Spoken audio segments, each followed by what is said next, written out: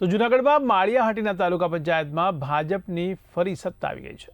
ત્યારે પ્રમુખ પદે ભાવનાબેન સિસોદિયાની બહુમતીથી વરણી કરાઈ છે, તો ઉપપ્રમુખ તરીકે નીતાબેન જોટવા ચૂંટાઈ આવ્યા છે, તો કારોબારી ચેરમેન પદે યશ પટેલની પસંદગી કરવામાં આવી છે। ત્યારે ભાજપ પરિવાર દ્વારા નવનિયુક્ત હોદ્દેદારોનું સ્વાગત કરવામાં આવ્યું છે, તો તાલુકાના વિકાસ કામોને વધુ ગતિ આપવાની શુભેચ્છા પણ પાઠવવામાં આવી છે। તો પ્રમુખ સહિતના હોદ્દેદારોએ બાકીના કામો ઝડપથી પૂર્ણ કરવાની પણ ખાતરી આપી હતી।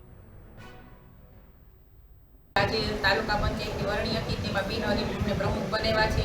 તે બદલ ભારતીય જનતા પાર્ટીનો રાજેશભાઈ ચુડાસમા સાંસદનો, ધારાસભ્ય શ્રી ભગવાનજીભાઈ કરગઠિયાનો બધાનો આભાર વ્યક્ત કરીએ છીએ। અને જે ભવિષ્યમાં જે કામ ભારતીય જનતા પાર્ટી આપશે તે અમે સૌ કરશું, એમ જે અધૂરા છે અને અત્યાર સુધી જે બધા કામ તો કરેલા છે।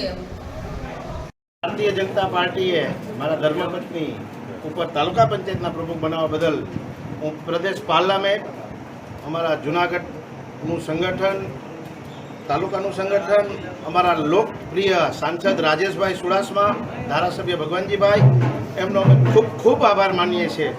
અને આ તાલુકાનો ફરી અમે સારી ટીમ સાથે મળી અને તાલુકાનો વિકાસ કેમ વધારે થાય એવા અમારા સંપૂર્ણ પ્રયાસ રહેશે। કિશન ગરસર, જિલ્લા પુરવઠા અધિકારી જૂનાગઢ।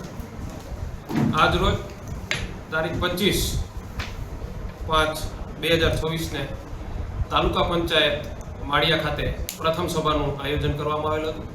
આ સભાનો મુખ્ય એજન્ડા પ્રમુખ તથા ઉપપ્રમુખની વરણી કરવાની હતું, જેમાં પ્રથમ 2.5 વર્ષ માટે બિન અનામત મહિલાની બેઠક જે છે એ રિઝર્વ હતી।